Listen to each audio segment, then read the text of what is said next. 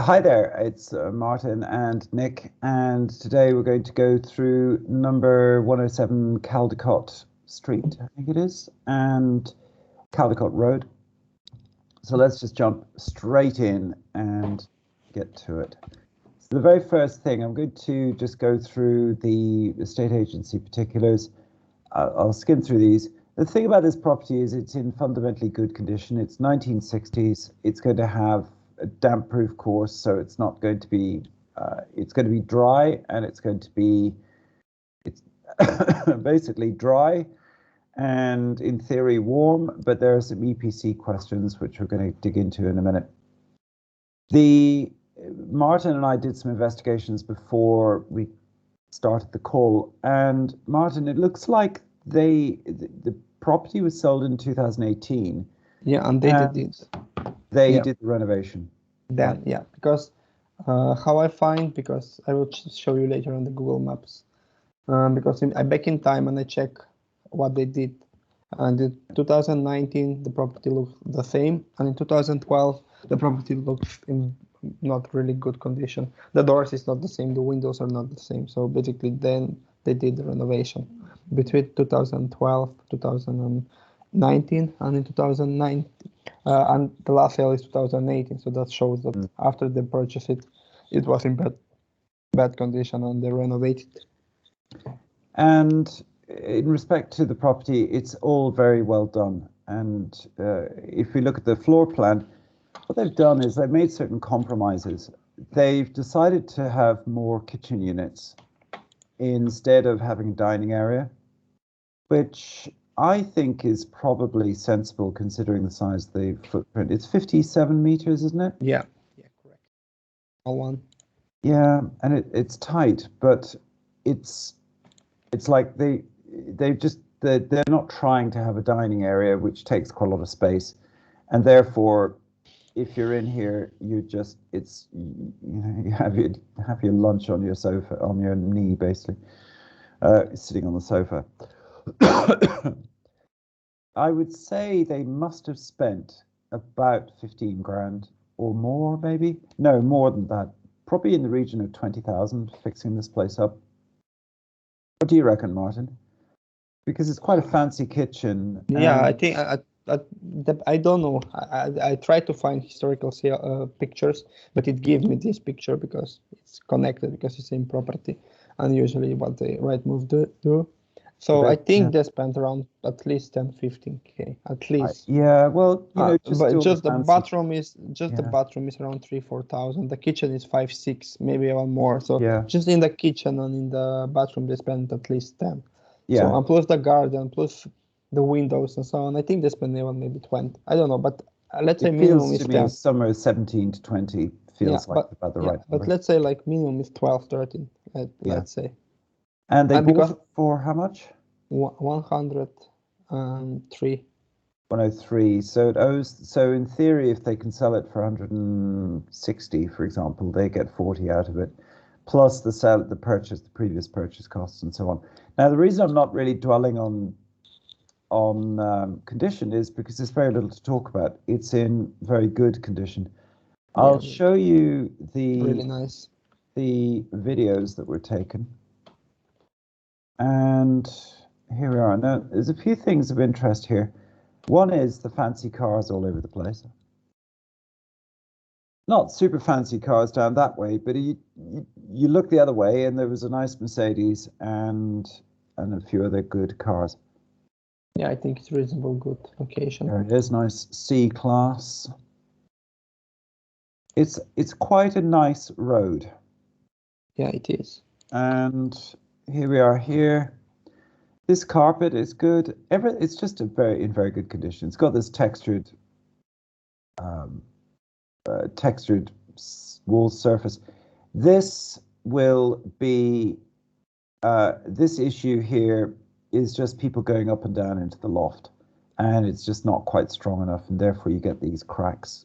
It's nothing major, and they must be using the loft quite a lot because they've got a very large loft hatch, which will have a ladder, a retractable ladder. Now, there's this whole thing about the EPC being quite low, and they say that they didn't see any insulation in the loft. And I suspect it's because they boarded the loft out, and therefore the EPC inspector would have gone into the loft and just not been able to see any insulation. And therefore what they always do is they assume no insulation. However, this building, this was a big refurbishment done fairly recently. I suspect there's insulation in there. If you wanted to offer on the property, then I think it's probably worth asking about this as to what exactly they did and so on. Like, what renovations did they do in the loft? There's no loft room or anything up there because there isn't the headroom, but it just, the EPC is low, and that's kind of an issue. It is D, which is okay. Now, I want to show you something, small detail. I'm just showing you a little detail here. You see there's condensation on the window. Now that's between the two sheets of glass. The double glazing has failed on that. It's quite straightforward to fix. You pull out the trimmings and then you pull out the old window, put a new one in. It's a straightforward job for a glazier to deal with. It's probably 200 or 300 pounds to fix. Yeah. And nice use of mirrors to make the property feel larger, nice furniture. And this alcove, I think they've done well with that. It's like the best you can do with that space, because what else can you do with that space? Arguably, you might be able to try and squeeze an extra bedroom in there somehow, but... No, it's 57. I don't think so. It's too tight. It's too tight. And there it is. So there we have the baby stairs. Very useful.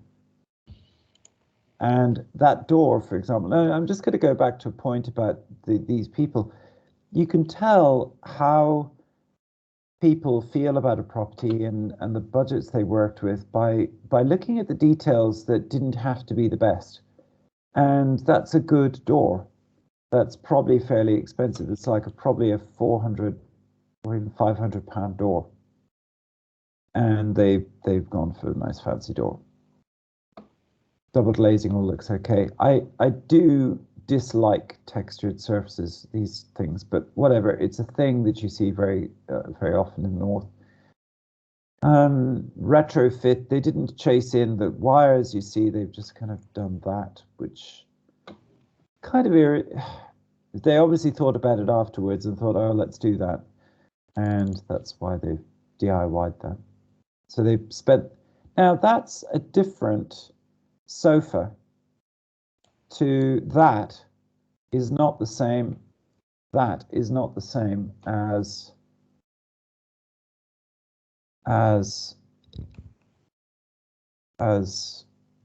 sorry, minor detail, but the reason you ask us to help you, I guess, is because we take care of the details. We watch these things.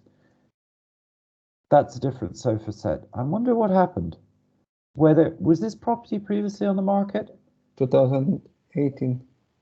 Right, interesting. So one of no, but I mean, why did they change why did they change the sofas? That's my question. I don't know.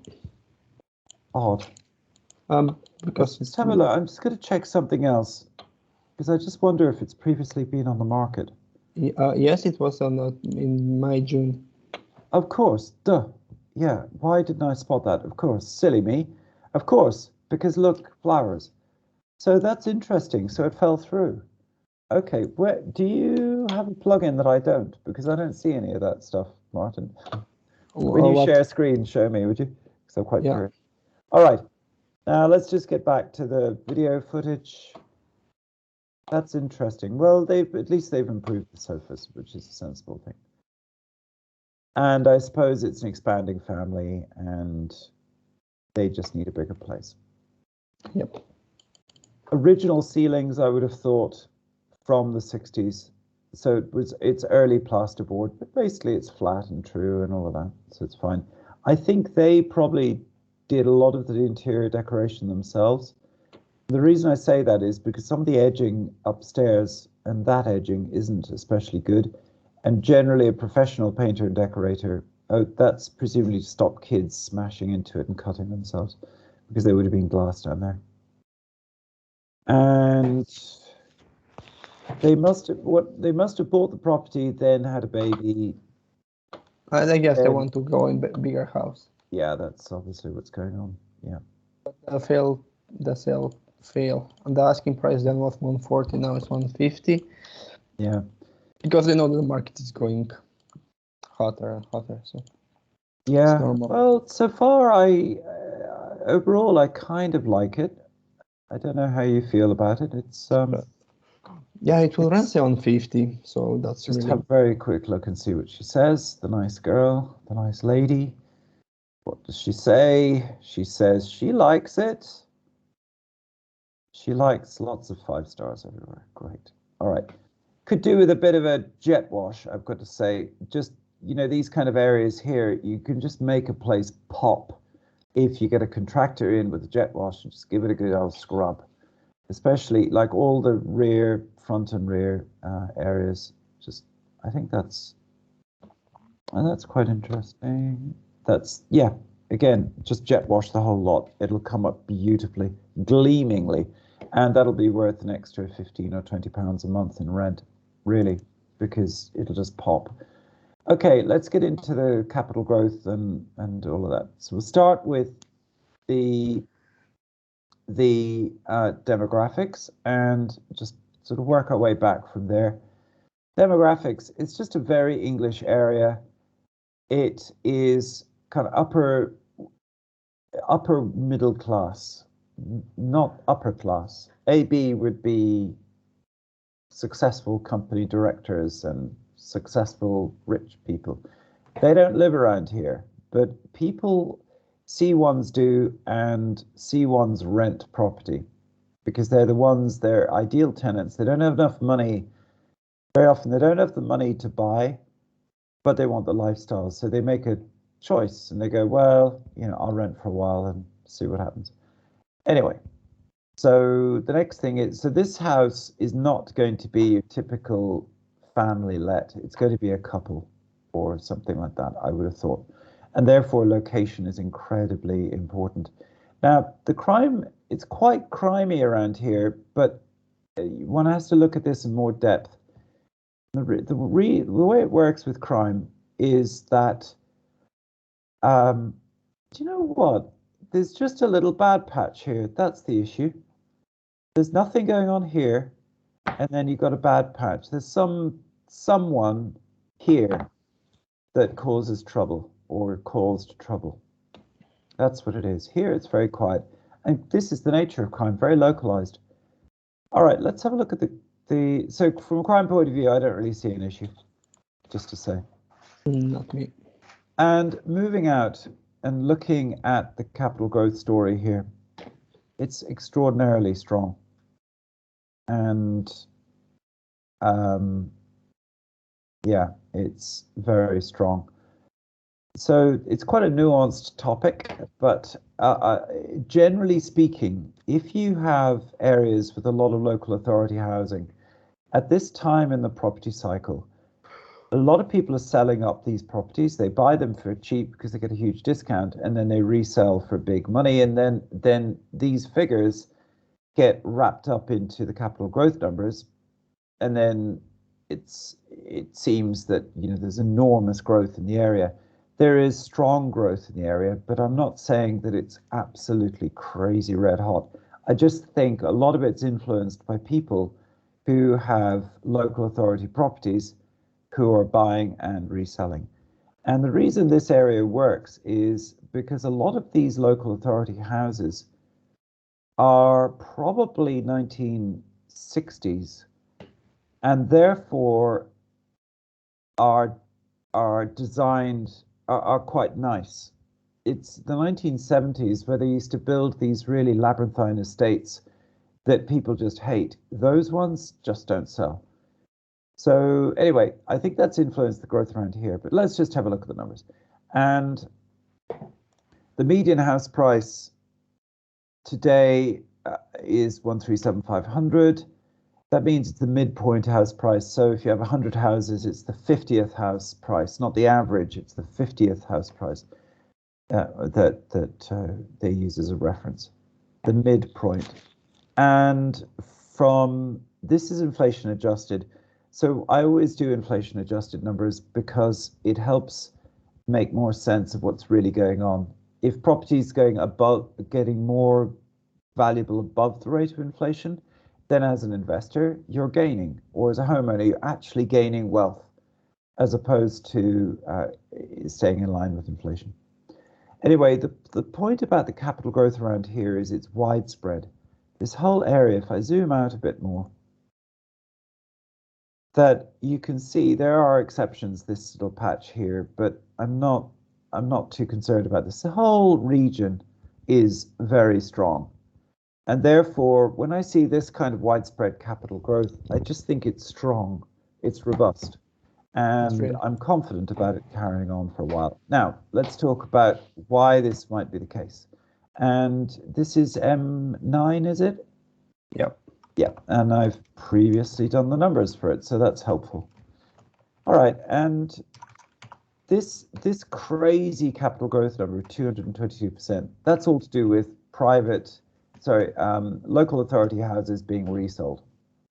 So the whole region, this whole postcode district, M9, obviously has a lot of local authority, and obviously they were sold, which distorted the numbers. And I think it's kind of distorting the numbers a little bit here as well. Another interesting point, though, when the crash came last time, it didn't crash so heavy. In fact, let me just give you context here. If you've already seen it, sorry. If you haven't, it'll be useful, I hope. To explain, going back to 1845, we've had lots of cycles. Red marks the high spot. And this represents the number of times our annual wages over house price. So in 1845, industrial revolution getting underway, 13 times your average house was 13 times your average pay, dropping all the way down to just over 2 at the very end of World War I. And that kind of makes sense. There was a lot of people dying and so on. Even here, you had a little bit of a peak. And so we are now, if you count this little mini peak here, we're now in cycle number 10. Therefore, to say cycles don't exist is to say, well, then none of this existed, but it did exist because, the data is there to prove it and so on. Anyway, the point is that we're now in the boom phase, and it's an odd time because we started here in 2008, and then 2012 was the bottom of the market. Slow recovery. 2015 to 17 was the correction period, and then we're in the boom. And, we saw this property purchased for 100,000. Now they're asking for 50% more. Boom. And in my view, based on the current cycle and what I think and other people, experts in this area think, we've got another 3 years, 3-4 years, and then it's all going to go very bad. And there'll be a crash. And the whole trick is to buy well so you avoid a crash and so on. And in this area, what we see is that in the property crash here, in this area, it declined by 30%.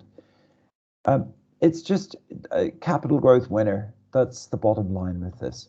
And it will sell quick and rent quick, full stop. It's an incredibly hot area. The compromise is a lack of space. Martin, over to you. I will share my screen now.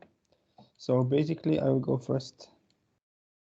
To Manchester is around 20 minutes with public transport. Wow, that's close. So I will just, so it's 20, 30, it depends what time. So that's really nice. So what else? About the location, I really like it, just because I will just show you. You have a lot of schools around. You have also a hospital. You have schools. You have a lot of green space, as you can see. Not really large, but you have plenty of it. You can see one for walk. You have a river, and about the market, you have really large supermarket, but this There's like so many facilities around here. yeah, and also you have 2 petrol station really close, and also you have really good. For anyone who lives in England, right? If you're near a supermarket petrol station, then you get cheaper fuel. Like the cheapest fuel you can buy in the UK is from a supermarket petrol station. Sorry, just had to add that in there. Yeah. So also you as you can see, you're really close to highway if you want to have some access. Yeah. I see this property so working as a renter. Just people will compromise because of the size. Yeah, they'll take that compromise, but everything else is a win. Yeah. Also, when you zoom in, you see this is like social houses, like we will avoid for investment. You have like this also like a neighborhood with social houses, and you have small neighborhood here, and this. Yeah, and these all these. By the way, those estates, the ones on the left, you see the one. Can you just zoom in again? Here on the left. Yeah, that one will do. This is your typical kind of councils started to build these estates like this, and it's just people don't like them.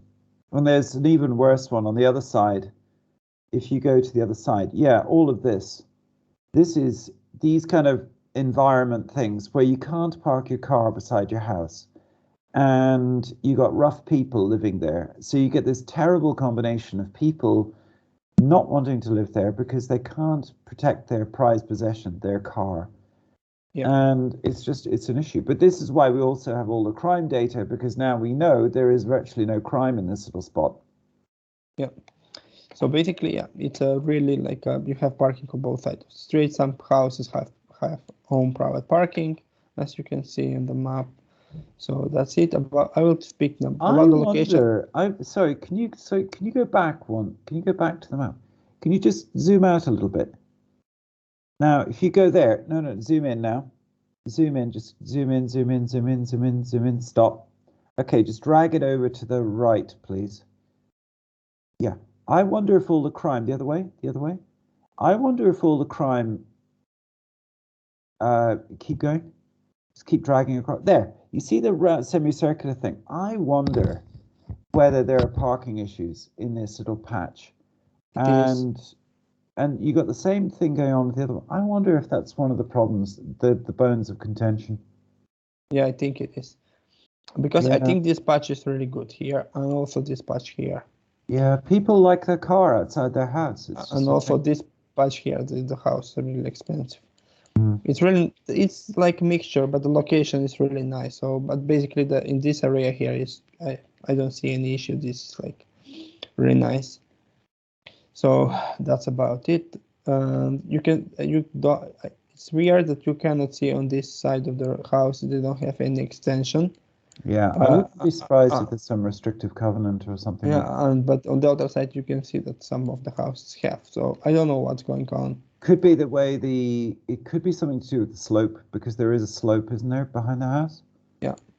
Yeah, it could be something to do with that, Yeah. So yeah, that's it. So about this property, EPC is D, 57 meters square. They said that they don't have roof insulation.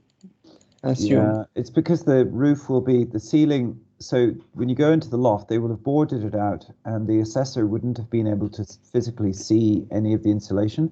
So they said no insulation. That's why. Oh, also the cavity wall. Yeah. C, it can be C. It just need to be some, it needs some cavity wall insulation. Usually when they write around from 4,000 to 14,000, that means the whole house needs insulation. And I think some of the cavity wall need insulation. I don't know why. What is basically need What's to be the current done. score? EPC. The other D. thing. D. Yeah, it's the bottom end of D, though, isn't it? Yeah. But it's still okay. Yeah, the only reason we're fretting about EPC is because if the EPC score is really low, it's difficult. The government have I don't want to get into it because it's a big topic and I've written about it on the website. But basically, if it's EPC-D, you're okay. If it's EPC-F, it's a no-go. EPC-E is, anyway, it's a thing. And it's always good to know how easily you can upgrade and what you could theoretically upgrade for a sensible cost. And this is coal mining issue. The property is here, and as you can see, there is no, like in 1 kilometer, you don't have any issue. So I will not be worried about it. So it's ready to go. This is one, and the flood risk is very low, as you can see. Also, what you can see on the map, here is the river. So there, if you're around the river, maybe you'll have some risk. Here, you don't have anything. So, okay. So everything is good. And I will go now for comparables. As you can see, this is I will just zoom in. The rent will be 750 on 750 on the 150, asking 6% of yield. So the yield is really good. You said it was on the market previously. Yeah, I will show. The property was on the market for 140 in June. In all the time it's logging now. Sorry about this. We have some issue. The right move have issue that it's logging out us all the time. Yeah, it doesn't load the data. I will show.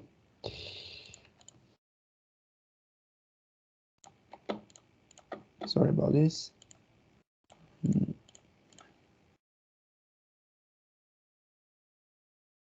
This is our property.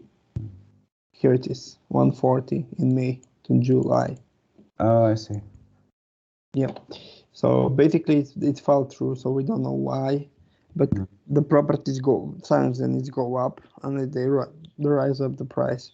I think if you have it for 155, it's a really good investment, in my opinion.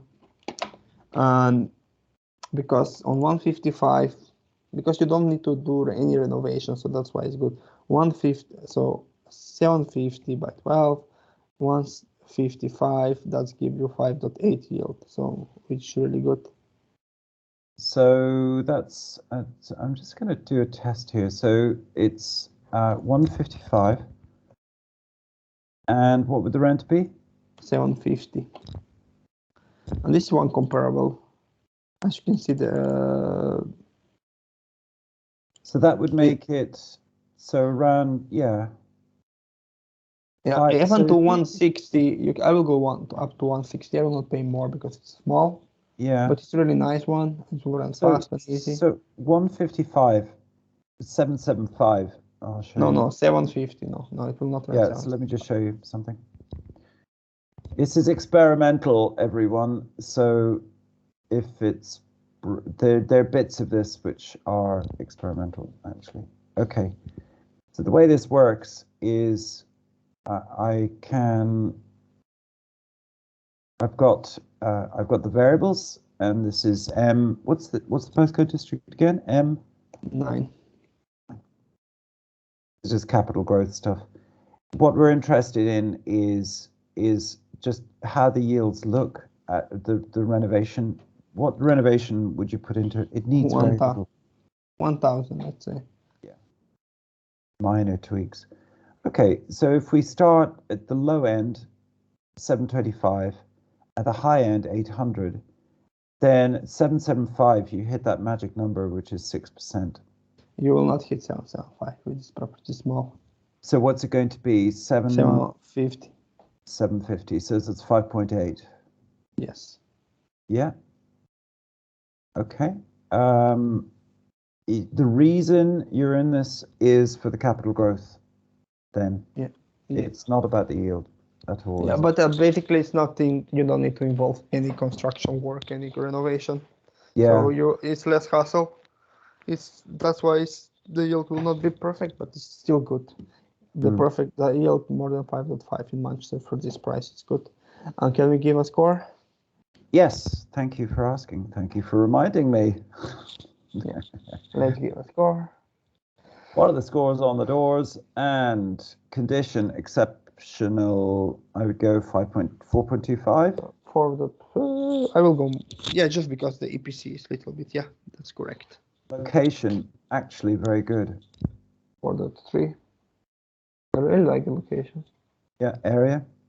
Area is 4. good. It's not. It's 4. I would give it a 3.8. 4. Yeah, around 4, 3.9 maybe. It's not. It's Yeah, not. because It's not triple yeah, A. crime is not perfect. I will go 3.5, 3.3, because it's not really quite. Yeah, but crime isn't that much of a deal because if there was a load of crime on on the street, we wouldn't have recommended the property. Yeah. It's a very quiet street. Demographics, well, for buy-to-let, they're excellent. So I'd give it a 4. Capital growth, it's all about the growth. Yeah. And how quickly it'll sell very quickly. It's a 4. It'll rent very quickly. Sorry. Price is in the. I will give for rent 4.5. It is a prime. Yeah, rent. it will rent fast. Yield, Yeah. it's good. It's 4. It's not perfect. It's good. Okay. And then on price. On the price, little bit maybe they're asking a little bit what they should. I was will going to deliberate about this because the price is kind of irrelevant. You know what? I'm going to make that 0 because it's not relevant to. I'm going to change this thereafter, but it's not actually relevant because the price is what you're prepared. The price is driven by the yield and the rent, all the other factors. So but you can keep it until for now, and after you can change it. I've hidden it. So all right. So actually, I need to put a score on this. Yeah. So. Okay. No, you need to increase the add it as it was. I'll go. Yeah. So let's do it after. Add it 80%, and do it. Yeah. Let's do it. So what did we say? So price. What are we saying about the price? I mean, it's 3.5. It's 3.5. I think. I mean, for renting, for buy-to-let viability and all that, it's a good price point. If that's the yield is good. And the yield is, what are we saying? 4 for you. Okay, what's the score? Scores on the doors. That's good. That's above average. It's actually quite a strong contender. And the funny thing about, okay, this is a good score, by the way. These are the averages, and you can see here that, and these are the weightings, and so yield is really important, and it gets quite a high score. Anything above 4 is really relatively exceptional, I would say. Okay, it's a cracking little property, but little is the word. Yeah, but for investing, it's good. It looks like solid construction. It's mid-terrace, not any issues. It's renovated. It looks like they take care of the property. So when they renovated, because it's renovated between 2018 and 19, so and it's still in good condition. They want to change the furniture in the living room. So what we can notice from photo and video is different. So my suggestion offer is 155. But I will not pay more than 160 because the yield will be 5.6, and I think it will be more. It will be too much more than 160. That's like maybe 161, 162, but not more than that. No, it's because it's tiny. Okay. Well, the way we go from here is if you want to offer, then let me know. Yeah. Then I'll talk to the agent, find out what's going on, get a sense of the market, and then once I know, I'll let you know, and then you can consider what you want to do. All right then. Thank you.